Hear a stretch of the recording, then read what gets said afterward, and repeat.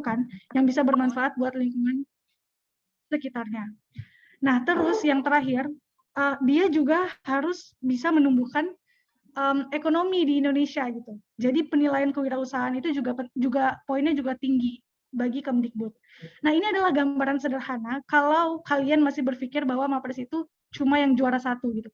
No, kalian akan melihat Mapres yang juga aktif organisasi, yang juga kewirausahaan juga ada, yang juga aktif di pemberdayaan gitu. Jadi ada berbagai macam bidang yang bisa kalian maksimalkan untuk jadi berkas kalian nanti kalau kalian mau daftar ke Mapres. Nah, terus gimana dengan aku? Ini udah ganti belum sih?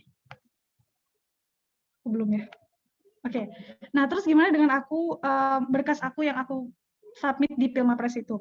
Sebenarnya ini cuma gambaran aja ya buat teman-teman semuanya. Kalian nggak harus sama kayak aku dan nggak harus menuntut diri kalian sama dengan aku. Cuman seperti yang aku bilang tadi, kalau berkas Pilmapres itu sebenarnya adalah cerita perjalanan kalian selama kalian kuliah.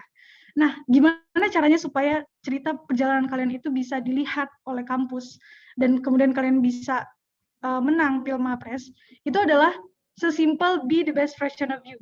Jadi ketika kalian menghabiskan masa perkuliahan kalian dari semester 1 sampai semester 6, jadi versi terbaik dari diri kalian aja gitu. Nah, menurutku seorang mahasiswa yang terbaik itu adalah mahasiswa yang bisa aktif di semuanya, membalanskan semuanya, dan maksimal di semuanya gitu. Walaupun sebenarnya nggak bisa ya. Kayak aku juga harus pasti ada salah satu yang nggak maksimal gitu. Cuman aku berusaha mungkin memanfaatkan waktu supaya aku bisa aktif di semua tempat dan mencoba di semua tempat kayak gitu. Nah, dari yang aku jelasin tadi, capaian unggulan itu, sebenarnya aku baru tahu setelah aku seleksi nasional. Ternyata penilaiannya kayak gitu loh. Oh, kemudian aku menyadari, oh, aku tahu deh kenapa aku bisa menang. Karena beberapa hal yang dilihat oleh panitia itu tidak cuma dari kompetisi gitu. Nah, ini aku kasih gambaran ya ke teman-teman. Jadi kalian bisa mengikuti kompetisi yang ada di kampus, itu ada banyak banget. Dan di luar kampus juga. Terus juga sekarang kompetisi-kompetisi banyak banget yang skalanya internasional. Jangan pernah takut untuk mencoba, jangan takut kalau kalian nggak bisa bahasa Inggris, jangan takut kalau kalian nggak bisa nulis dan lain sebagainya. Coba aja, kalian belajar dari kegagalan sampai akhirnya bisa jadi pemenang gitu. Terus yang kedua, kalian juga bisa memanfaatkan kesempatan sebagai mahasiswa dengan aktif organisasi. Nih kayak gini nih teman-teman BEM kan, itu keren banget. Terus kalau bisa jangan cuma organisasi yang internal doang, tapi juga punya organisasi eksternal yang di luar kampus. Supaya apa? Supaya kalian tahu dinamika organisasi itu kayak gimana kalau di luar gitu kan. Terus kalian bisa manage relation dengan orang di luar kampus kalian dan jauh dari kalian gitu. Terus yang ketiga, kalian tahu kan PKM? Nah, pekan kreativitas mahasiswa itu sering banget digelora-gelorakan oleh dosen. Jangan lupa ikut itu, karena dari situ nanti teman-teman bisa menghasilkan karya pemikiran, terus akhirnya nanti bisa dihakikan oleh kampus. Nah, itu yang aku lakukan waktu semester 3 atau semester 4 kemarin. Jadi aku ikut PKM GFK, terus ternyata gagasan kita itu bisa dihakikan yang difasilitasi oleh kampus. Jadi jangan sia-siakan ya guys fasilitas dari kampus itu. Terus selain itu aku juga aktif pemberdayaan masyarakat. Aku ikut join volunteer. Sekarang udah banyak banget volunteer online. Terus ada kampus mengajar juga dari Kemendikbud. Ada kampus Merdeka, program-program kampus Merdeka itu dimanfaatkan semuanya supaya kalian bisa jadi the best version of you sebagai mahasiswa Visipol. Terus jangan lupa juga untuk sharing ke semakin banyak orang buat karya akademik. Kayak misalnya nulis jurnal bareng dosen atau buat penelitian project bareng teman kayak gitu, terus nanti dipresentasikan di depan orang gitu. Itu juga bisa jadi salah satu hal yang ngebentuk kalian, yang bisa kalian pilih untuk memanfaatkan masa perkuliahan kalian. Dan yang terakhir, aku juga meniti. Aku juga membangun dua bisnis. Bisnis pertama personal dan bisnis kedua adalah platform startup bareng teman-teman. Dan itu juga ternyata alhamdulillahnya dinilai sama Kemendikbud sebagai usaha kita di bidang kewirausahaan. Nah, itu sebenarnya cerita simpel aku aja, teman-teman. Kalian nggak perlu harus sama kayak aku. Kalau kalian nggak sanggup semuanya, kalian aktif di organisasi dan di kompetisi aja, it's okay. Yang penting kalian bisa jadi kalian banget gitu. Jangan jadi orang lain. Jangan memaksakan untuk aktif semuanya supaya kalian diapresiasi. Tapi jadikan achievement yang kalian dapat itu adalah merepresentasikan point of view kalian terhadap seorang mahasiswa gitu. Dan terakhir aku mau kasih quote simple ke kalian, kalau kamu berkontribusi, kamu nggak perlu cari prestasi. Orang-orang yang akan memberi apresiasi. Ini udah benar-benar aku rasakan dalam hidup aku. Jadi beberapa pencapaian yang aku ajukan di capaian unggulan itu bukan karena aku ikuti, tapi itu karena apresiasi orang-orang. Kayak diundang jadi pembicara, atau dapat tawaran volunteer, atau diajakin lomba sama orang lain gitu. Itu tuh karena mereka melihat bahwa, oh kayaknya Ica suka deh sama isu ini, aku ajak deh kayak gitu. Nah, jadi kalian jangan fokus ke achievement-nya, fokus aja terus berkontribusi, terus upgrade diri, nanti orang akan ajak kalian untuk bisa berprestasi. Begitu teman-teman yang bisa aku sampaikan. Mohon maaf kalau misalnya kecepatan atau kelamaan. Semoga setelah ini kita bisa berdiskusi soal Pilmapres, soal waktu kalian untuk berproses menjadi diri kalian menjadi versi terbaik dari diri kalian. Terima kasih banyak. Mohon maaf kalau ada salah kata dan perbuatan. Kepada Allah saya mohon ampun. Wabillahi taufiq wal hidayah. Wassalamualaikum warahmatullahi wabarakatuh. Waalaikumsalam warahmatullahi wabarakatuh. Oke, terima kasih Kak Ica atas pemaparan. Aduh, pencapaiannya banyak banget ya teman-teman, seru banget. Dan setelah ini kita bakalan dengar penjelasan dari Mbak Febri. Oke, Mbak Febri sudah siap? Oke, sebelumnya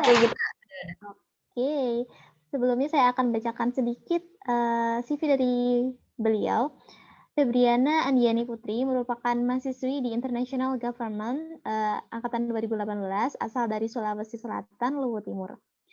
Beberapa prestasi yang pernah dicapai oleh Mbak Febri diantaranya sebagai juara 3 mahasiswa berprestasi Universitas Muhammadiyah Yogyakarta, kemudian mendapatkan gold medal in the category of Technology and Doza Skreja Makedonia Special Award in World Science, Environment and Engineering Competition, sebagai juara 1 Best Paper and Best Delegation in Indonesian Student Council Summit 2020.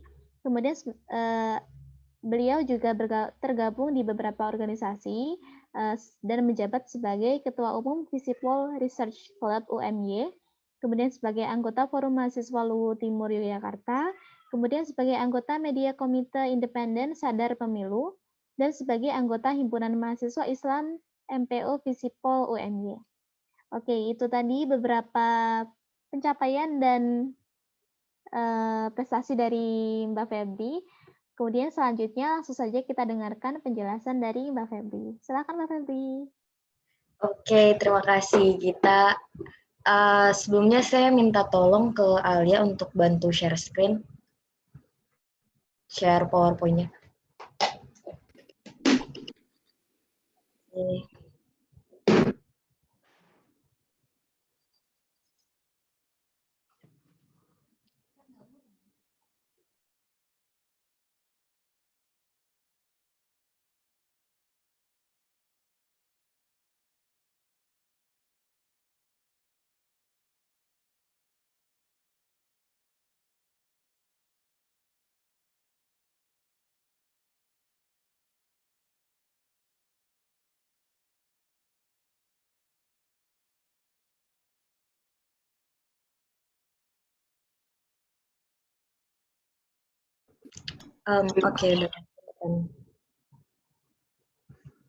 Oke, mungkin bismillahirrahmanirrahim.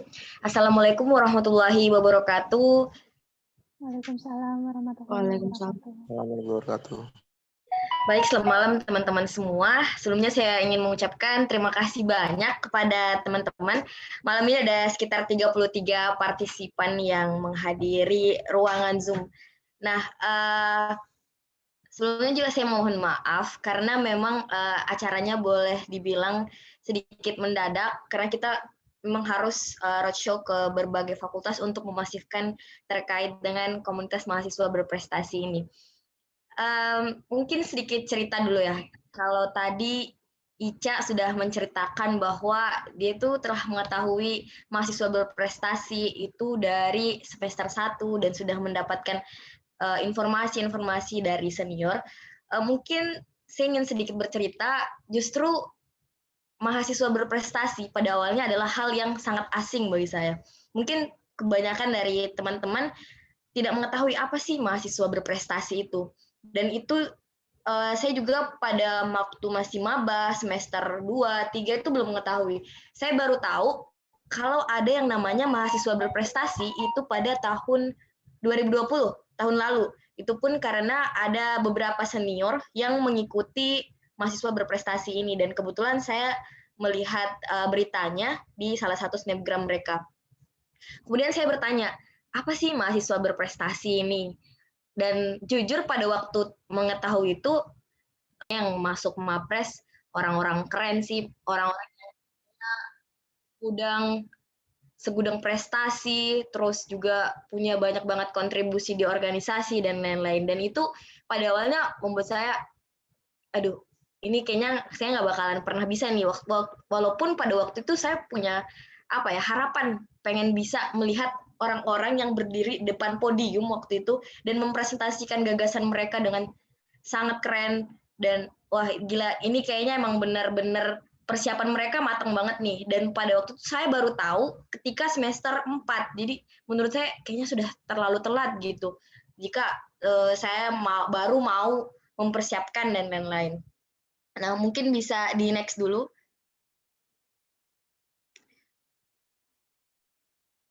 Alia, ini kayaknya nggak kelihatan ya? PPT-nya nggak kelihatan loh, Alia. Iya, Al. Atau let me try. Alia kayaknya keluar deh, Pep. Oke. Aku coba share ya. Nih, kelihatan nggak, guys? Coba. Start ini. Lagi start. Wait. Oke.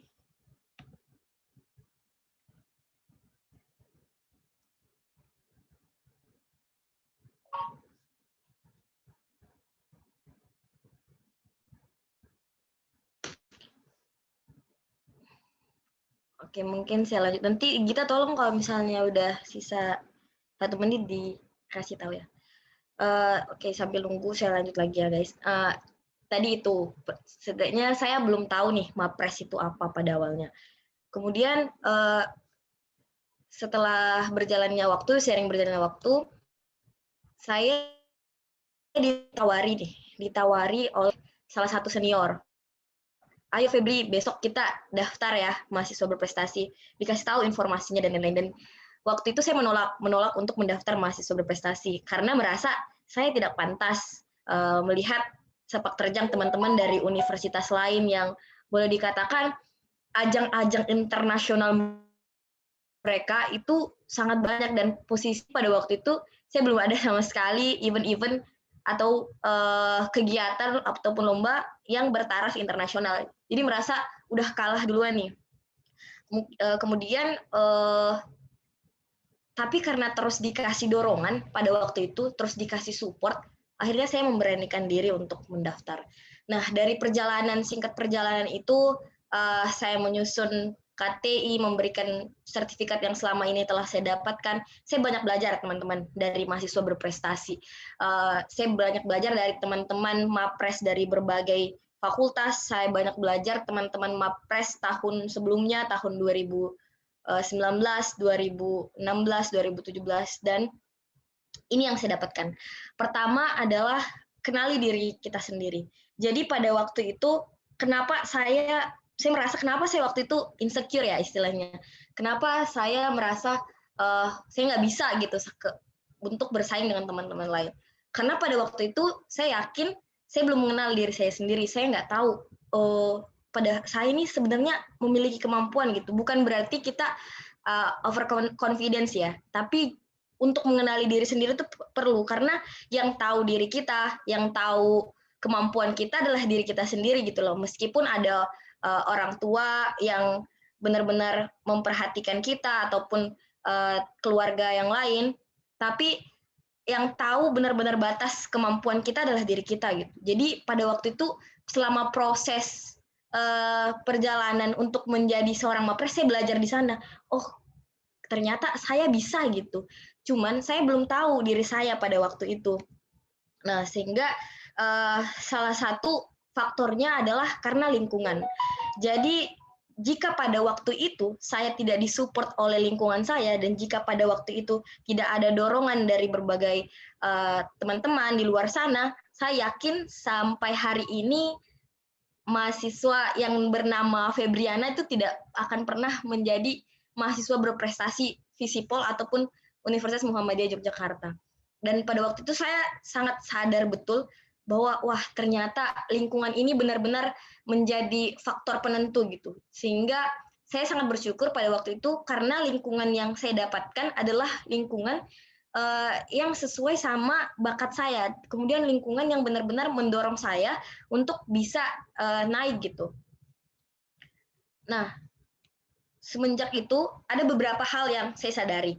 Oh, ternyata saya seperti flashback ke belakang. Apa sih yang kemarin saya lakukan sebelum menjadi seorang mapres ini? Ternyata secara nggak langsung ada beberapa hal yang sudah saya terapkan di diri saya setelah saya belajar untuk mengenal diri saya dan lain-lain. Pertama terkait dengan kedisiplinan itu sendiri, teman-teman. Jujur kalau untuk masalah waktu, saya agak keras pada awalnya pada diri saya, mulai dari manajemen waktu dan lain-lain. Dan saya merasakan betul-betul dampaknya. Mungkin ada yang bertanya atau bilang, waduh, kayaknya untuk anak yang organisasi, untuk anak yang aktif di sana-sini, waktu 24 jam tuh nggak pernah cukup deh. Tapi yakin dan percaya ketika kita bisa manage waktu lebih baik, di situ pasti bakalan ada benefit yang kita dapatkan. Kemudian juga ada banyak hal yang ada banyak kepuasan yang kita dapatkan ketika susunan jadwal yang hari itu kita lakukan itu terpenuhi secara nggak langsung. Setidaknya ada kepuasan batin gitu. Kemudian berani. Ya ini memang agak sulit pada awalnya. Berani mengambil keputusan, berani menantang diri sendiri. Perjalanan menjadi mapres membuat saya sadar gitu loh. Ternyata yang kita butuhkan itu berani, bukan berani untuk berani untuk sekedar mendaftarkan diri, tapi berani menerima segala resiko gitu. Misalnya, oh saya ini menjadi mapres, saya harus terima resiko kalah ataupun saya harus terima ketika saya nanti menang. Pasti ada berbagai resiko, meskipun ada resiko yang besar ataupun kecil. Tapi itu yang saya terapkan pada diri saya. Kemudian ambisi. Mungkin banyak teman-teman yang mengatakan, wah mapres ini anak-anak yang ambis, kayak kata Ica tadi, anak-anak yang ambis, anak ansos, dan lain sebagainya. Saya pengen mematahkan stigma ini. Karena ambisi itu perlu untuk membangun semangat kita, teman-teman. Kita kalau nggak punya ambisi, kira-kira semangatnya mau datang dari mana gitu, ketika kita nggak punya target dan lain-lain. Dan saya rasa ambisi itu perlu, tapi saya harus tekankan, kita boleh ambis, tapi jangan sampai egois gitu. Maksudnya apa egois? Karena kita tahu banyak nih, misalnya teman-teman yang ambis, tapi dia lupa gitu akan lingkungan sekitar. Dia lupa misalnya ketika dia udah punya target, kadang-kadang terlalu sibuk sama dirinya sendiri, sibuk untuk mengembangkan dirinya sendiri, sehingga nggak care gitu sama lingkungan. Padahal ya saya sambungkan dengan tadi bahwa memang lingkungan itu salah satu support system yang bisa mendorong kita untuk meraih berbagai macam prestasi, bukan hanya prestasi, baik juga bergerak di berbagai organisasi. Dan ya tentunya teman-teman juga udah tahu, pas salah satu kunci utama dari semua itu adalah doa. Setelah kita punya usaha dan lain sebagainya, ya doa adalah satu-satunya hal yang kita lemparkan ke langit dan dia akan segera turun gitu loh. Itu adalah prinsip yang selalu saya tekankan pada diri saya. Kemudian, nah ini, challenge yourself. Jujur saya adalah orang yang suka tantangan. Saya suka menantang diri saya gitu. Mungkin karena itu muncul rasa keberanian dalam diri saya. Saya suka menantang misalnya hal-hal yang belum pernah saya coba gitu. Kenapa nggak ya saya coba ini? Kenapa nggak ya saya coba belajar menulis, kenapa nggak saya belajar berdebat dan lain-lain. Dan itu semua berasal dari challenge myself. So waktu itu saya memberanikan diri. Saya udah anak rantau nih, jauh-jauh datang ke Jogja, dari Sulawesi ke Jogja, dan bukan perjalanan yang singkat untuk sampai di tanah Jawa ini. Kenapa nggak saya berusaha mengembangkan diri saya gitu. Jadi jujur motivasi itu datang dari diri saya pribadi. Jadi mungkin ketika ditanya, kenapa kok Febriana sampai saat ini bisa punya bisa mendapatkan beberapa prestasi, kemudian bisa menjadi Mapres, mungkin karena dari awal saya selalu berani untuk challenge dan tidak berusaha untuk tidak membatasi diri. Karena mungkin kadang ada yang orang yang, aduh kayaknya itu bukan bakat saya deh kayaknya aku nggak minat deh di sana. Tapi bagi saya mencoba sesuatu hal yang baru is the new happiness gitu, kayak kebahagiaan tersendiri ketika saya bisa menantang diri saya sendiri dan saya rasa saya berhasil ketika melakukan itu. Nah, ada banyak hal yang saya sadari ketika saya sampai pada posisi menjadi Mapres 3, dan itu menurut saya perjalanan yang luar biasa dan bonus yang luar biasa setelah apa yang saya terapkan pada diri saya selama ini. Nah, ini yang saya lakukan pada awal-awal, bermimpi sebanyak-banyaknya, ucapkan berulang kali, dan beraksi 1000 kali. Ya, saya memang punya segudang mimpi gitu, banyak banget. Ya, kata orang mimpilah banyak-banyak gitu, karena mimpi itu gratis.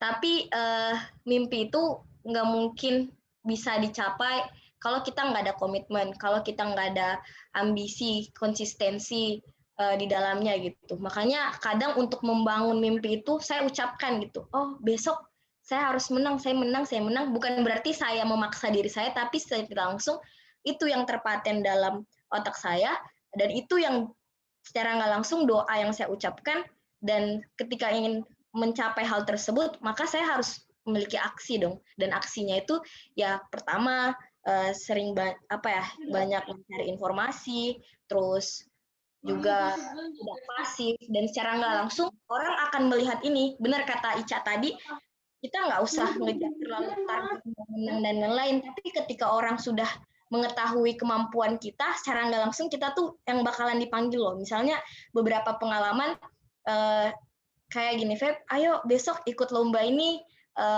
ada proyek ini, Feb, misalnya gitu. Secara nggak langsung orang melihat gitu, oh ada anak yang berpotensi nih, misalnya di Visipol.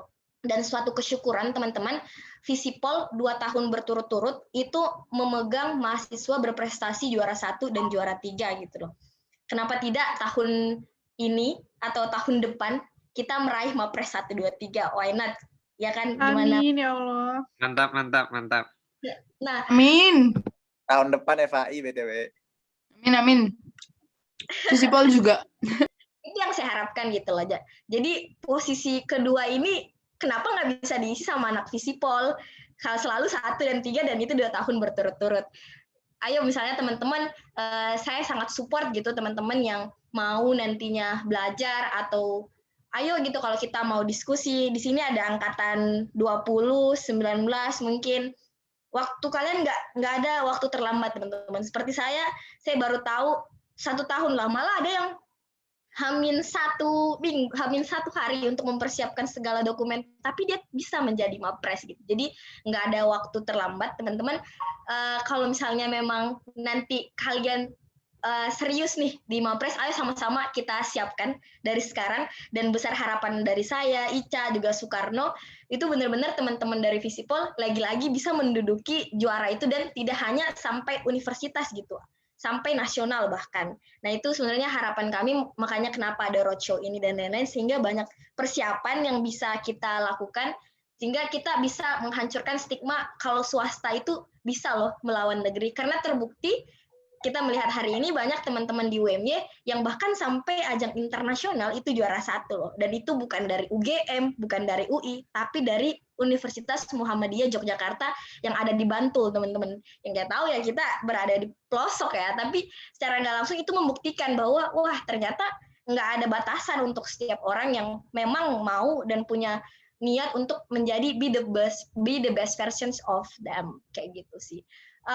Mungkin itu saja sih. Nanti kalau ada yang nanya dan lain sebagainya, silakan teman-teman. Kami di sini sangat terbuka, dan ayo sama-sama kita semangat, kita masifkan semangat berprestasi di Visipol khususnya ya. Baik, terima kasih. Saya akhiri. Assalamualaikum warahmatullahi wabarakatuh. Waalaikumsalam warahmatullahi wabarakatuh. Aduh Mbak Febri, aku dengerinnya enak banget.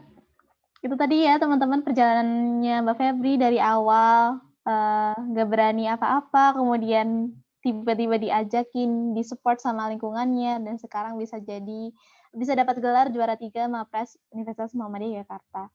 Oke, selanjutnya ini adalah speaker kita yang terakhir di malam hari ini, yaitu ada Mas Soekarno. Sebelumnya saya akan membacakan beberapa pencapaian dari Mas Soekarno ini. Muhammad Soekarno merupakan mahasiswa dari Program Studi Ilmu Pemerintahan, Fakultas Ilmu Sosial dan Politik, Angkatan 2018. Beliau sudah banyak kali menerbitkan artikel, beberapa di antaranya adalah artikel ilmiah, Marxism, Response to the Government Pro-Capitalism Policy in the Mid of COVID-19 Pandemic, diterbitkan oleh HGSC Unhas 2020. Kemudian artikel ilmiah Education Transformation in Facing Global Challenge, diterbitkan oleh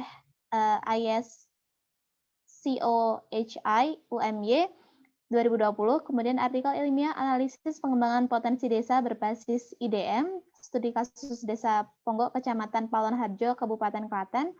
Kemudian sebagai presenter dalam International Conference Education Science and Technology 2020 di Universitas Muhammadiyah Semarang.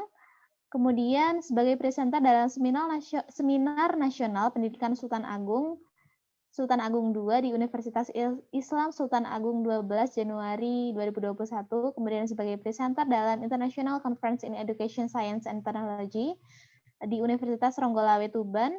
Kemudian sebagai mahasiswa berprestasi Fakultas Ilmu Sosial dan Politik tahun 2021. Oke, itu tadi beberapa pencapaian dan artikel-artikel yang pernah diterbitkan oleh Mas Soekarno. Oke, tanpa berlama-lama, langsung saja mari kita dengarkan penjelasan dari Mas Soekarno. Silakan, Mas.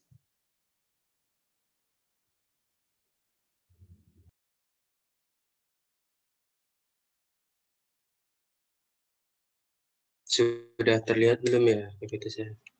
Sudah.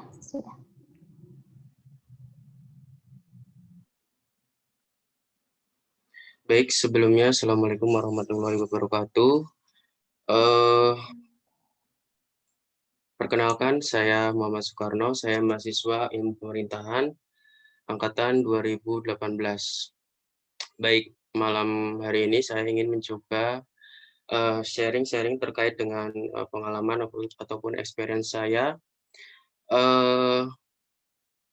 menjadi mahasiswa berprestasi 3 divisi Pol UMY begitu. Next.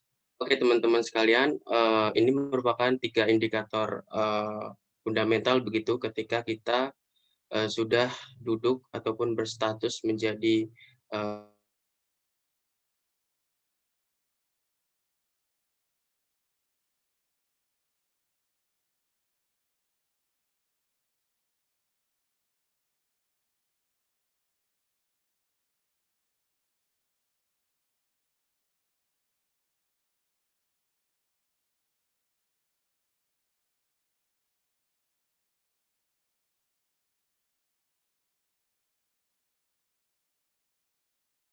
berbicara mengenai penulisan, ini merupakan salah satu quotes yang sangat familiar, yaitu orang boleh pandai setinggi langit, tapi ia tidak menulis, ia akan hilang di dalam masyarakat. Dan dari sejarah menulis adalah bekerja untuk keabadian. Ini merupakan suatu quote yang familiar begitu, yang masif terdengar oleh kita semuanya. Dan dari quotes ini kita dapat kontemplasikan gitu atau renungkan bahwa kegiatan akademik yang kita lakukan di masyarakat kampus itu ya hanya menulis dari awal semester 1 hingga semester 8 di tugas akhir gitu. Semua tugas pastinya berhubungan dengan menulis atau menulis paper dan atau sebagainya.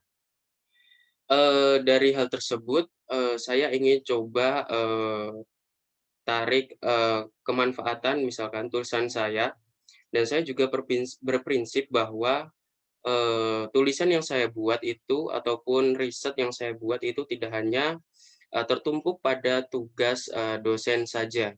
Ya walaupun di era sekarang banyak sekali beberapa dosen yang mewajibkan mahasiswanya untuk melakukan publikasi begitu. Tetapi kadang ada juga dosen yang tidak mensarankan hal itu. Saya sendiri berinisiatif dengan mengikuti beberapa konferensi internasional maupun seminar nasional dan call paper begitu yang sering kita dengarkan bersama, sehingga tugas tersebut itu tidak hanya saya katakan tadi tertumpuk di dosen, tetapi bisa bermanfaat bagi kita sendiri maupun bagi orang lain ataupun pembaca begitu. Oke, ini pengalaman saya. Saya di sini bukan berniat sombong atau apa, saya just share pengalaman saya begitu. Tahun 2020 pada bulan Juni begitu, 1,5 bulan saya coba merenungkan atau berkontemplasi untuk menorehkan gagasan atau pikiran saya dan beberapa kajian yang saya baca menjadi sebuah saya mencoba menjadikannya sebuah buku begitu. Dan alhamdulillah bisa terrealisasikan gitu. 1,5 bulan saya coba buat menjadi sebuah buku yang berjudul Mazhab-Mazhab Filsuf. Dan yang kedua ini seperti yang saya katakan tadi, saya berprinsip bahwa tugas kuliah itu tidak hanya tertumpuk pada dosen saja, tetapi harus bermanfaat bagi orang lain yang dalam ini pembaca dan atau kalangan lainnya untuk menambah khazanah keilmuan. Dan ini merupakan hasil riset saya di semester 4 kalau tidak salah. Saya coba hasil riset itu saya publikasikan dalam bentuk sebuah buku, sehingga mungkin bisa bermanfaat bagi orang lainnya begitu. Dan teman-teman sekalian, karena saya cuma fokusnya di bidang kepenulisan begitu, maka output yang kita lihat bahwasanya kalau kita mengikuti beberapa konferensi ataupun publikasi jurnal atau sebagainya, kita akan memiliki segudang publikasi begitu. Ini mungkin nggak bisa terlihat semua. Bisa publikasi tersebut bisa dalam bentuk sebuah buku, proceeding international conference ataupun seminar nasional begitu, ataupun bentuk jurnal, dan bisa jadi bentuk book chapter. Mungkin itu saja sedikit experience saya mungkin untuk pengalaman saya mengenai perjalanan di mahasiswa berprestasi begitu, karena saya tidak tergerak pada pada bidang organisasi dan hanya berfokus pada kegiatan non akademik, yakni di aktivitas kepenulisan. Mungkin itu saja yang dapat saya sampaikan. Sekian, terima kasih. Wassalamualaikum warahmatullahi wabarakatuh. Waalaikumsalam warahmatullahi wabarakatuh.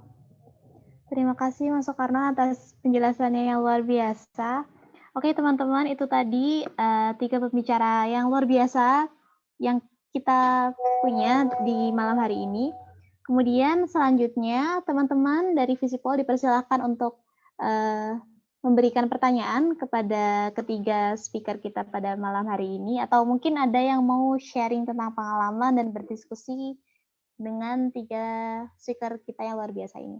Silakan teman-teman. Boleh raise hand atau langsung unmute aja. Boleh bertanya nggak, Mbak? Boleh, baik Mah mau Lydia. Silakan, Mbak. Oke. Sebelumnya, Assalamualaikum warahmatullahi wabarakatuh. Waalaikumsalam. Selamat malam teman-teman semuanya, kakak-kakak semuanya. Perkenalkan, nama saya Hikmah Lydia. Saya mahasiswa Ilmu Pemerintahan 2020. Jadi sebenarnya tadi keren banget ya saya dengar perjalanannya dari Mapres ini dan kakak-kakak lain yang keren-keren, Masya Allah. Jadi sebenarnya saya ini kan kalau saya bilang mahasiswa baru lah nggak maba ya kan udah berapa bulan ini.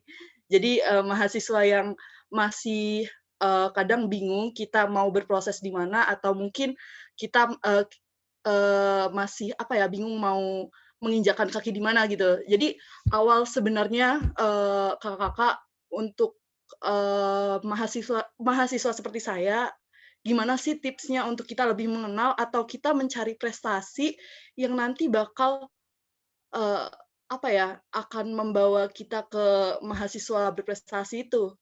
Sebenarnya gitu sih pertanyaan singkatnya. Terima kasih. Wassalamualaikum warahmatullahi wabarakatuh. Waalaikumsalam warahmatullahi wabarakatuh. Terima kasih Mbak Hikmah, Maulidia. Pertanyaannya ini mungkin banyak ditanyakan oleh teman-teman dari angkatan 2020 ya, ataupun mungkin dari angkatan 2019. Masih bingung kira-kira lingkungan mana ya yang bakalan aku pilih dan bakalan bisa jadi tempat untuk aku improve. Oke, dari 3 speaker kita silahkan siapapun boleh menjawab. Mbak Nisa, Mbak Ica, Mbak Febri, ataupun Mas Soekarno silahkan. Mungkin aku coba jawab dulu ya. Iya, Ini boleh Mbak Febri. Hikmah, dipanggil Hikmah atau siapa nih? Terserah Mbak Febriana aja. Oke, aku panggil Hikmah ya. Makasih ya Hikmah atas pertanyaannya. Ya, betul banget. Ini banyak banget ditanyain sama anak-anak. Ya, karena kita satu jurusan juga nih, ilmu pemerintahan. Nah, kalau aku pertama waktu aku baru masuk di UMY nih, baru banget. Itu kan waktu itu kita ada mataf dan lain-lain. Nah, pada waktu aku mataf sebenarnya aku orangnya pasif ya. Kalau berdasarkan pengalamanku ini, aku pasif, tapi pada waktu itu ketemu sama senior yang suka nulis. Jadi sama-sama dia angkatan 17, kemudian ditawarin gitu. Ayo belajar bareng nulis. Jadi pada awalnya karena kita ilmu pemerintahan ya, dan secara basic kalau ilmu pemerintahan ya kalau bukan tulisan kita yang dikenal ya public speaking kita kan, karena kita laboratoriumnya atau apa ya hasilnya tuh di sana gitu. Jadi kalau aku pribadi mungkin kamu bisa ngelihat gitu dari berbagai macam mata kuliah yang ada, dari berbagai macam organisasi yang ada di Visipol ataupun yang ada di UMY ataupun di luar UMY, kamu bisa mikir tertarik yang mana dulu gitu. Tertarik yang mana, jangan maksain masuk A, B, C, D, nanti tahunannya nggak jalan gitu. Jadi milih dulu kira-kira passion kamu di mana gitu. Dan yang tahu passion kamu tuh kan kamu gitu. Kalau kamu enjoy dan benar-benar apa ya tanggung jawab di dalamnya, pasti ada hasilnya. Dan kalau aku kayak gitu, jadi waktu itu aku masuk di salah satu komunitas namanya Komunitas Independen Sadar Pemilu. Nah di situ aku mulai belajar nulis, terus belajar terkait dengan pemilu dan lain-lain yang sebelumnya asing banget nih buat aku. Nah setelah itu nulis, beberapa kali nulis jurnal, terus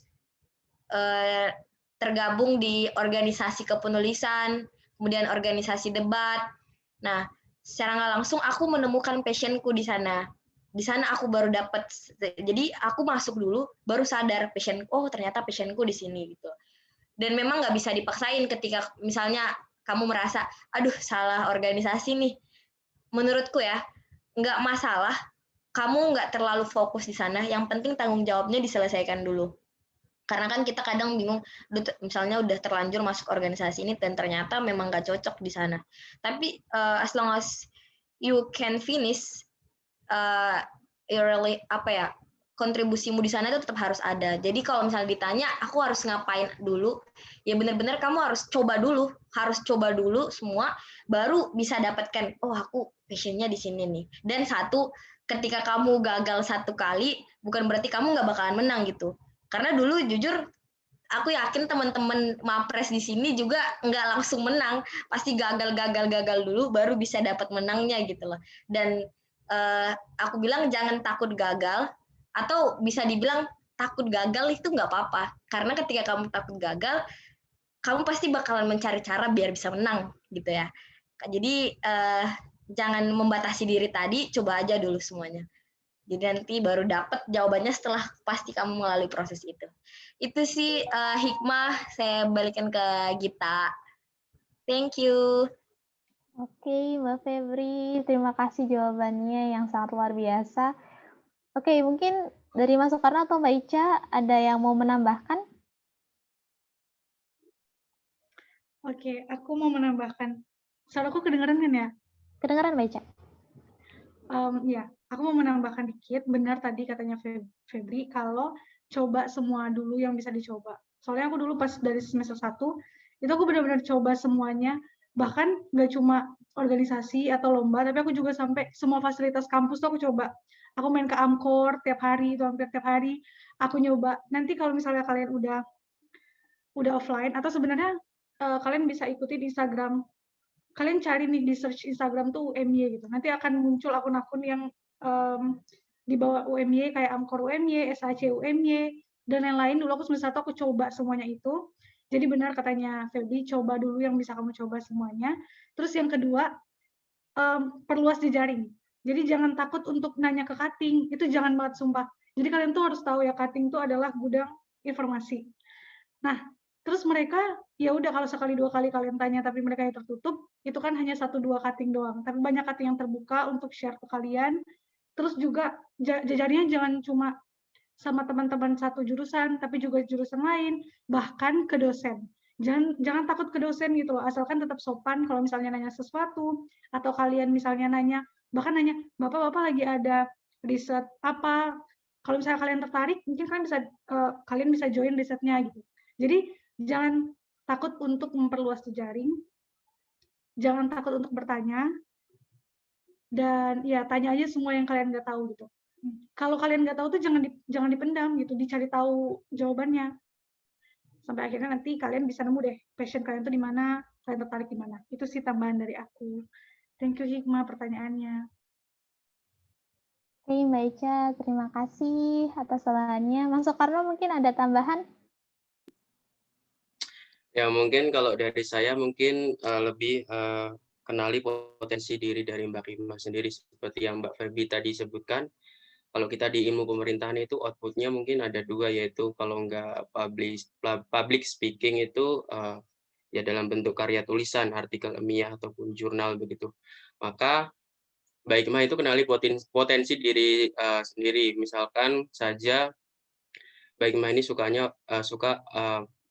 merupakan tipe orang yang suka berdiskusi atau berdebat dan atau sebagainya. Mungkin bisa join di komunitas VDC, ataupun kalau yang kedua itu tergerak dalam hal artikel ilmiah, banyak sekali komunitas seperti halnya Fresh Club gitu. Kalau saya dulu yang saya ikuti itu klinik KBM begitu, komunitas belajar menulis. Bahwasanya kita setiap minggu itu diwajibkan untuk menyetor sebuah tulisan kita ataupun paper kita, bisa dari tugas kuliah ataupun non kuliah, berbasis literatur review ataupun riset. Nah, nanti kita di sana didiskusikan kembali, direview oleh ada salah satu dosen pasca hubungan internasional, Bapak Saide, mungkin Mbak Anissa itu kenal. Nah, nanti paper kita sebar begitu beberapa anggota dan kita review.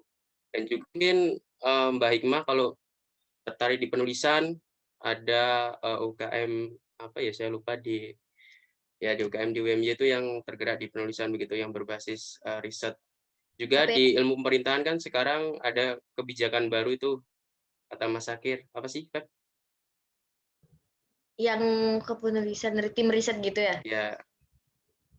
Ya betul. Ya itu. Ya udah difasilitasi lah begitu. Banyak benefitnya juga, selain meningkatkan portofolio juga dapat insentif juga gitu. Ya udah sih, itu aja sih kalau dari aku. Oke, terima kasih Mas Soekarno atas jawabannya. Baiklah, mungkin ada tanggapan? Baik, terima kasih cukup menjawab, Kak. Iya, terima kasih kembali. Atau kalau misalnya udah tertarik nih, aduh aku mau nulis, mau ini publikasinya banyak banget kayak Mas Soekarno, langsung aja kontak, nanti tanya-tanya Mas gimana sih caranya bisa punya publikasi sebanyak itu gitu. Oke. Mungkin ada yang mau bertanya selanjutnya, silakan teman-teman dari Visipo.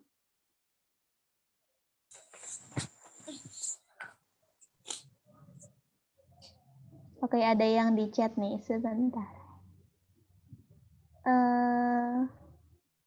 Oke, dari Kak Sayyidah Ilman. Kak izin bertanya, menurut Kakak, bagaimana cara kita bisa menemukan serta mencari circle yang sefrekuensi dengan kita, Kak? Apalagi dengan banyaknya lingkungan sekitar yang mungkin terkadang sulit kita kontrol. Apalagi di situasi pandemi saat ini yang masih sangat terbatas untuk interaksi secara langsung agar bisa saling mengenal satu sama lain. Oke, ini pertanyaannya sangat menarik karena tadi dari 3 speaker kita itu menyinggung tentang lingkungan yang sportif, kemudian mereka menemukan orang-orang yang selalu mendukung mereka sampai akhirnya bisa memberanikan diri gitu. Tapi ini perbedaannya adalah lagi pandemi nih. Gimana nih kira-kira dari ketiga speaker kita, apakah ada solusi? Silahkan Mbak Ica, Mbak Febri, Mas Soekarno. Oke, aku coba jawab ya untuk Sayyidah Ilmanisa. Jadi pertanyaannya berlapis ya. Aku jawab pertanyaan yang pertama dulu. Bagaimana cara kita bisa menemukan serta mencari circle yang sefrekuensi? Kalau dari pengalaman aku, itu adalah belajar terbuka ketika ngobrol sama orang lain. Terbuka bukan berarti membocorkan rahasia kita ya. Cuman misalnya kalian ketemu orang dalam kegiatan seminar misalnya, ada orang nih di samping kalian, terus kalian ajak ngobrol kayak, kenapa ikut seminar ini? Oh, mau ikut ini gitu. Oh, terus nanti akhirnya kita jadi saling terbuka gitu loh, alasan kenapa dia bisa ketemu dengan kita dalam satu lingkungan itu. Jadi yang pertama saranku terbuka. Nah, terus setelah terbuka, kalau misalnya merasa sudah sefrekuensi atau cocok ya, maksudnya kayak seru aja gitu ngobrol sama dia di obrolan pertama, obrolan kedua, jangan sungkan untuk menjaga pertemanan itu. Kitanya yang inisiatif untuk ngajak dia ngobrol lagi, misalnya ngechat dia, atau misalnya kamu tahu dia suka lomba tentang itu gitu. Kalau ada informasi tentang lomba itu share ke dia gitu. Kan dengan begitu dia jadi merasa bahwa oh kita tuh mau berteman baik gitu. Terus kita mau maju bareng-bareng gitu sih. Jadi itu dua tips untuk mencari teman yang sefrekuensi. Terus abis setelah itu kan kalian jadi akan lebih intens lagi ngobrol, akan lebih intens diskusi, sampai akhirnya ngerasa satu frekuensi. Terus gimana? Apalagi dengan banyaknya lingkungan sekitar yang mungkin terkadang sulit kita kontrol. Itu wajar banget sih. Apalagi semakin dewasa ya, lingkungan itu semakin banyak macamnya. Jadi kalau menurut aku, melihat lingkungan yang mungkin kalian ngerasa kalian udah nggak bisa kontrol diri kalian di situ, atau kalian udah ngerasa nggak bertumbuh di lingkungan itu, jangan sungkan untuk keluar dari lingkungan itu. Karena masih banyak lingkungan lain yang bisa support kalian, tetap dengan metode yang tadi, kayak terbuka dengan hal yang baru, terus dan rela untuk keluar, walaupun teman-temannya seru, tapi kalau toksik, buat apa dipertahankan. Begitu. Terus yang ketiga, apalagi di situasi pandemi saat ini masih sangat terbatas untuk interaksi secara langsung agar bisa saling mengenal. Nah, kalau di masa pandemi kayak gini, cara aku buat ketemu teman-teman baru, aku ikut kegiatan-kegiatan online. Nah, seperti yang tadi, misalnya kalian notice ada yang nanya gitu, terus kalian ngerasa bahwa pertanyaannya kok sama kayak yang aku pengen tanyain ya gitu. Nah, terus setelah itu kalian jangan sungkan untuk chat dia kalau misalnya emang ingin berteman. Chat dia, terus akhirnya kalau misalnya dianya respon baik dan ngerasa kayak bisa diajak berteman, ya udah sustain tadi. Kayak mulai sharing, kalau misalnya ada bahan bacaan, mulai sharing kalau ada informasi kayak gitu. Itu sih menurutku, dan tetap jaga pertemanan yang udah kalian punya sebelum online ini. Karena sebenarnya aku jujur di online ini lebih daripada punya teman baru, aku lebih banyak ngobrol sama teman-teman lamaku, teman SD, SMP gitu. Karena kabar-kabar mereka itu ternyata udah luar biasa banget guys, dan itu bisa lebih banyak impact ke kalian kan, karena kalian nggak perlu waktu lama untuk approach dia gitu. Itu sih saran aku. Mungkin yang lain bisa nambahin. Terima kasih. Oke, terima kasih Mbak Ica. Kayaknya Mbak Febri mau ngomong nih. Silakan Mbak Febri. Oke. Tambahan. Tambahin ke seperti Sayyidah ya. Oke, Ya. Sayyidah, terima kasih pertanyaannya. Kalau aku, ya kalau ditanyain cari circle yang sefrekuensi itu gimana, ya kita harus berteman ke banyak orang dulu. Kayak kita harus kenal dulu orang-orang ini. Tapi betul kata Ica tadi, ketika kita udah merasa circle pertemanan itu toksik, kita harus keluar dari sana gitu. Ya memang pasti resikonya ada dua. Satu, kalau enggak kita berkembang, kalau enggak kita jatuh di sana. Nah, dan yang bisa merasakan kita berkembang atau enggaknya itu kita sendiri gitu. Jadi bertemanlah ke semua orang gitu. Nggak apa-apa, nggak ada salahnya berteman ke siapapun. Tapi sebelumnya bukan berarti kita membatasi pertemanan ya. Tapi ketika kita udah tahu misalnya circle, oh di circle ini atau di komunitas ini saya bisa berkembang nih. Karena kita bisa merasakan, kayak aku waktu itu tergabung di organisasi, jujur seniornya itu betul-betul membangun gitu. Entah itu dari tugas kuliah, saya tanyakan, Kak tolong tugas kuliah yang kayak ini, cara kerjanya gimana ya? Oh iya Feb, kayak gini. Nah dulu mungkin karena nggak pandemi, kita bisa langsung ngobrol gitu loh. Nah secara nggak langsung kita dapat teman baru di sana, dapat views baru, dan dapat pemikiran-pemikiran baru. Misal nih kayak kita harus, kayak misalnya kayak anak pemerintahan ataupun anak HI dan lain-lain, itu harus banyak baca buku. Nah, ketika kita pusing untuk banyak baca buku, kita kenapa enggak kita tanyakan ke senior gitu loh, atau ke orang yang udah tahu. Nah, kadang di situ kita menemukan circle-circle baru. Ketika kita berani nanya, betul kata Ica tadi, kita harus banyak nanya gitu. Jangan pasif juga dikaitkan dengan pandemi, saya rasa bisa lebih gampang lah ya untuk jalur komunikasinya saat ini. Intinya kita jangan malu, terus beraniin diri aja, dan jangan merasa merasa ketika bertanya itu nggak bakalan dijawab. Dan aku yakin sih kalau untuk senior-senior apalagi anak Visipol itu mereka fast respon karena mungkin karena udah terbangun ini kesadaran sosialnya di masyarakat, dan itu terang gitu. Ketika saya tanya ke senior, entah itu terkait lomba, tugas kepenulisan, terkait speaking ataupun teori-teori dan lain-lain, itu sangat membantu. Bahkan kadang mereka bilang, ayo Feb, bareng aja, bareng sama abang atau mbak, besok kita ngerjain ini ya, jurnal gitu. Secara nggak langsung kita dituntut untuk perlahan berkembang gitu. Nah, udah berteman aja ke semuanya, dan selama proses pertemanan itu kita bakalan mendapatkan mana yang bisa berkembang buat kita dan mana yang enggak, dan di situ pilihan buat kita, apakah tetap bertahan di tempat yang toksik itu. Kamu bisa bertahan di tempat toksik itu, tapi dampaknya adalah kamu harus ngubah.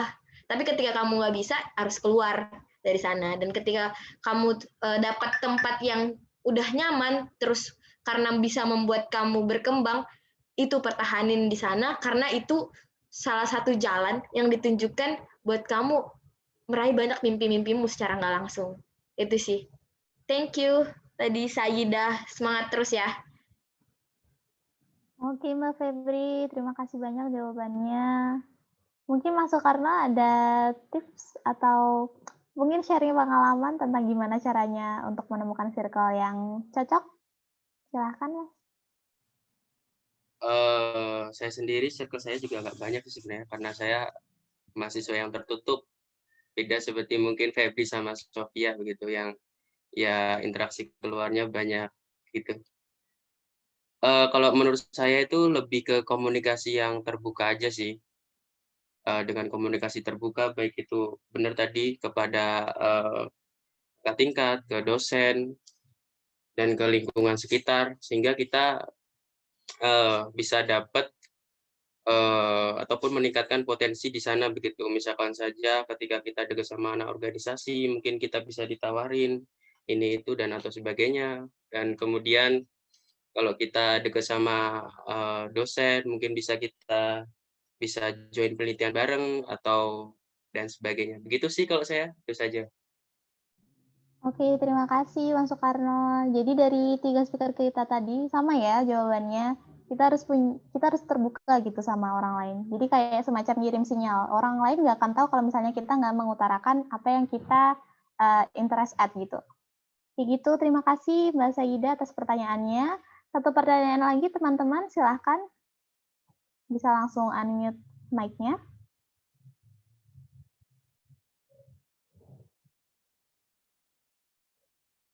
Oke, Sayyidah. Terima kasih juga ya. Silakan teman-teman. mumpung ada 3 speaker luar biasa nih, kapan lagi? Saya boleh bertanya, Mbak? Boleh. Boleh Mas Ahmad Zahir, silahkan. Ya. Terima kasih atas waktunya. Ini kemarin saya sempat dengar informasi gitu kalau misal jadi mahasiswa berprestasi itu juga dapat insentif gitulah ya dari apa namanya dari kampus, entah jumlahnya berapa saya kurang tahu juga karena saya bukan mahasiswa berprestasi. Mungkin ini kalau memang iya bisa diinformasikan mungkin ya gimana cara teknis klaimnya atau semacamnya, mungkin ini bisa jadi salah satu bentuk motivasi gitu ya ke teman-teman Visipol. Itu aja sih. Terima kasih. Oke, terima kasih Mas atas pertanyaannya. Boleh langsung dijawab Mbak Ica, Mbak Febri, atau Mas Soekarno? Oke, aku jawab dulu ya. Atau Iya. siapa nih?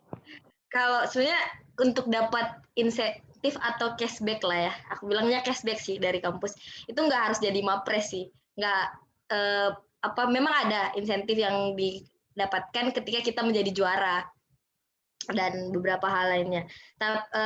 Jujur kalau saya boleh katakan sebenarnya nggak harus jadi mapres ya, mungkin perlu di-highlight karena ketika teman-teman misalnya, karena sekarang apalagi saya nggak tahu di jurusan lain ya, khususnya di ilmu pemerintahan itu kita bisa banget dapat banyak duit dari IP.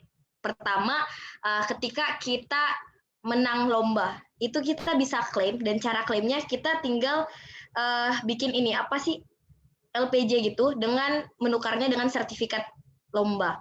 Terus atau kalau enggak, misal teman-teman ada yang mau ikut lomba, misalnya perlu biaya registrasi 1 juta atau berapapun itu bisa kita naikkan dengan membuat proposal ke ilmu pemerintahan. Itu nanti masuk di sana, dan saya yakin 89% lah itu pasti cair. Apalagi nih teman-teman, kita harus tahu kita sekarang itu kampus merdeka, dan kemarin IP itu mendapatkan, saya jujur-jujurannya berapa ya, hampir 2M deh pokoknya, dan itu nanti dana-dananya itu digunakan untuk seluruhnya untuk mahasiswa, jadi nanti bakal ada riset dan lain. Nah ketika kita mengajukan istilahnya proposal yang terkait dengan riset, lomba-lomba, itu pasti bakalan langsung direspon gitu sama jurusan. Bukan cuma jurusan, bahkan sampai tingkat universitas. Nah, waktu itu juga saya sempat ngeklaim beberapa sertifikat, dan boleh dikatakan teman-teman itu jumlahnya nggak sedikit loh. Bisa nyampe 5 juta kalau memang itu sesuai ini sih, tingkat misalnya teman-teman juara 1, tingkat nasional, internasional, atau apapun itu.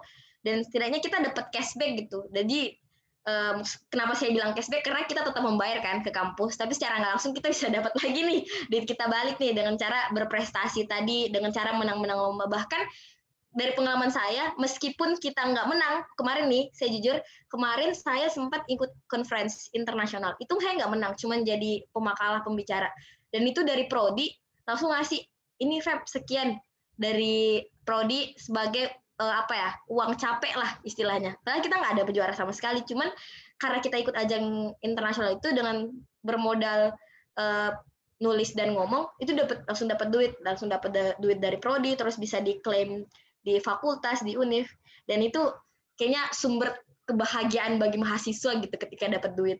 Itu sih dari saya. Thank you pertanyaannya Zahir. Oke, Mbak Febri, terima kasih atas jawabannya. Mungkin Mbak Ica atau Mas Soekarno? Silakan. Ya, mungkin dari pengalaman saya juga sama ya, persis seperti Febri. Ketika kita ngajuin proposal, ya udah nanti kita kasih aja rinciannya begitu. Ada rincian registrasi lomba ataupun conference, kemudian biaya transport, biaya makan, dan yang dibilang Febri tadi biaya capek. Dan juga setelah dapat insentif tersebut kan biasanya LPKA tuh per tahun itu juga bisa ngeklaim prestasi itu yang kemarin di-share di LPKA itu, prestasi apa aja, baik itu mungkin publikasi ataupun kegiatan masyarakat dan banyak. Dan ya menurut saya banyak juga sih, apalagi bisa diklaim semua gitu. Jadi kita double insentif, double cuan gitu. Juga di tahun sekarang kan ada kampus merdeka, itu betul yang dikatakan Febri, kalau di IP sendiri nanti di bulan, kalau nggak salah di bulan Juli itu bisa klaim lagi prestasi di tahun 2020 tentunya, yang bukan udah di submit di LPKA, dan tentunya kita dapat cuan lagi. Itu aja sih. Terima kasih. Oke, terima kasih Mas Soekarno. Mbak Ica mungkin ada tambahan? Oke, kalau untuk HI sama juga, setauku dari tahun ini tuh udah bisa ngeklaim di prodi, ngeklaim prestasi. Terus benar tadi bisa ngeklaim di LPKA juga. Nah, terus apa lagi ya? Ya benar juga. Sebenarnya benar-benar semuanya sama karena HI juga dapat insentif dari kampus Merdeka. Jadi setahu aku juga akan banyak program-program yang cuan gitu. Jadi intinya dipantau aja Instagram Prodi HI teman-teman, untuk yang HI khususnya. Karena di situ informasinya banyakkan di-share di sana gitu. Terus sih. Tapi yang penting kalau dapat prestasi langsung diklaim ke LPKA biar cuannya double. Makasih. Oke, terima kasih Mbak Ica, Mas Soekarno, dan Mbak Febri atas jawabannya. Iya teman-teman, jadi universitas kita itu sekarang sangat mengapresiasi segala jenis prestasi ya yang kita dapatkan gitu. Jadi jangan takut untuk berprestasi, dan kayak tadi Mas Soekarno bilang awalnya cuma dari tugas, terus tugas kita capek ngerjain, nggak dipublikasikan, padahal itu bisa dapat uang jajan gitu. Diseriusin aja, kayak gitu. Oke, berhubung waktunya sudah cukup malam, teman-teman, sudah jam 21:22. Saya ingin meminta untuk dari ketiga speaker ini, silahkan untuk memberikan closing statement dari masing-masing. Silahkan, mungkin yang pertama, Mbak Ica. Oke, terima kasih banyak kita. Closing statement dari aku. Makasih banyak ya teman-teman sudah datang di acara ini sampai semalam ini juga. Semoga acaranya berkah dan semoga apa yang kita sampaikan tadi bisa bermanfaat untuk teman-teman semuanya. Dan yang paling penting adalah semoga setelah ini ada aksi yang kalian lakukan, entah itu apapun, yang penting mengimplementasikan apa yang kalian dapatkan gitu. Terus jangan ragu untuk daftar Pilmapres tahun depan, karena seperti kata Febri tadi, kita berharap tiga-tiganya itu visipol, dan menjadi Mapres itu banyak untungnya. Maksudnya dari segi jaringannya, dari segi kesempatan yang terbuka setelah itu, terus pokoknya untungnya banyak banget deh. Jadi jangan biarkan rasa insecure kalian itu menghambat kalian untuk dapat keuntungan itu. Oke, terima kasih banyak teman-teman sudah datang. Mohon maaf kalau ada salah kata ya. Terima kasih. Oke, terima kasih Mbak Ica. Selanjutnya silakan Mbak Febri. Oke, baik, terima kasih. Sebelumnya juga saya ingin mengucapkan banyak terima kasih sama kawan-kawan dari BEM ya. Lagi-lagi saya ucapkan karena betul-betul ini bisa dibilang dadakan gitu. Saya menghubungi Zahir, kemudian Adam kemarin, dan alhamdulillah BEM sangat welcome untuk kegiatan seperti ini. Saya benar-benar big appreciate buat kawan-kawan dari BEM Visipol UMY.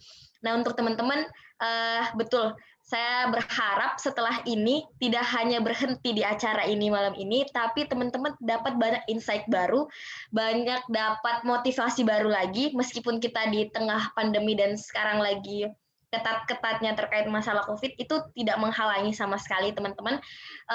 Kalau kalian butuh informasi ataupun bantuan ataupun apapun itu yang mungkin sekiranya kalian masih penasaran terkait dengan mahasiswa berprestasi, di sini ada aku, ada Ica, ada Soekarno. Silahkan bertanya sampai kalian benar-benar merasa yakin dan the next kalian akan bisa menjadi the next Mapres UMY, dan saya berharap the next Mapres Indonesia gitu loh. Jangan sampai berhenti sampai UNIF doang. Dan kita doakan juga nih teman-teman, Mbak Ica saat ini sedang berjuang untuk naik ke tingkat yang lebih tinggi nih untuk Mapres. Semoga Visipol bisa mengharumkan nama besar UMY lagi-lagi. Dan saya tutup. Terima kasih sekali lagi teman-teman. Ayo kita sama-sama bangun iklim berprestasi di UMY.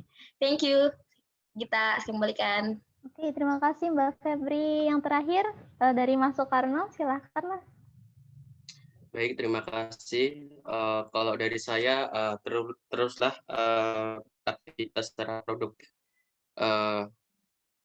produktif dalam hal kegiatan akademik maupun non-akademik. Dan juga di era pandemi sekarang, apalagi kita harus transformasi secara digital begitu, semuanya kita bisa lakukan secara online. Misalkan saja kita mengikuti konferensi internasional yang pada masa offline kita perlu datang ke sana, dan kita sekarang hanya ya duduk di depan laptop dan kita bisa pergi kemana-mana gitu di nasional maupun di internasional. Mungkin dari saya itu saja sih. Oke, terima kasih kepada ketiga speaker kita yang sangat luar biasa. Saya ingin sedikit ada closing statement juga dari saya. Tidak ada salahnya untuk memilih lingkungan mahasiswa yang suportif dan jangan takut untuk mencoba sampai kalian bisa menemukan passion yang kalian punya. Jadi teman-teman terus mencoba sampai kalian bisa jadi versi paling keren dari diri kalian. Be the best version of you. Terima kasih. Sekian dari saya. Saya kembalikan ke Mbak Maya. Wassalamualaikum warahmatullahi wabarakatuh. Waalaikumsalam warahmatullahi wabarakatuh. Terima kasih kepada Mbak Gita, Mbak Febri, Mbak Anissa Sofia, dan Mas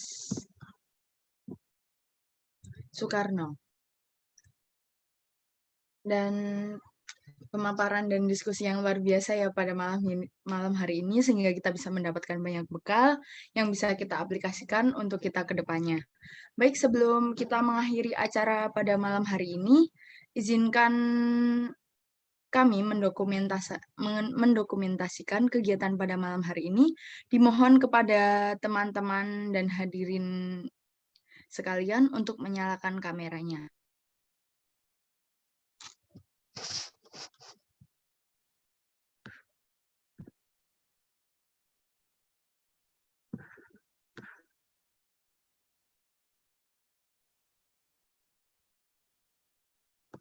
Baik,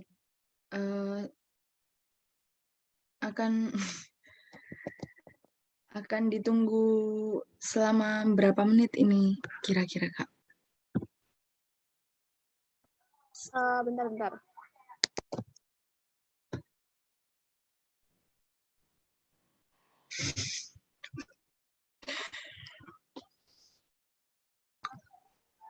Udah on cam semua teman-teman.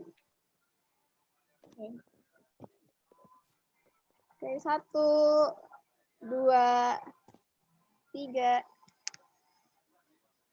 Oke, boleh sekali lagi? Boleh, Kak, boleh. Ya. Yang belum siap, boleh siap-siap. Oke, 1, 2, 3. Oke.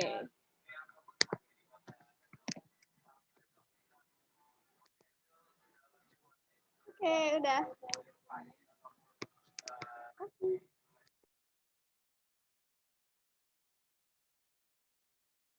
Baik, terima kasih banyak kepada narasumber moderator serta para peserta yang telah menyimak acara dari awal sampai akhir. Saya mewakili panitia yang bertugas menyampaikan mohon maaf apabila ada kesalahan baik kata maupun perbuatan. Akhir kata, terima kasih. Wassalamualaikum warahmatullahi wabarakatuh. Waalaikumsalam warahmatullahi wabarakatuh. Terima kasih Terima kasih semuanya. semua. Terima kasih teman-teman. Terima kasih panitia. Terima kasih semuanya. Terima kasih Dem. Terima kasih semuanya. Assalamualaikum. Waalaikumsalam warahmatullahi wabarakatuh. Terima kasih guys. Yay. It's a wrap. Nah, udah.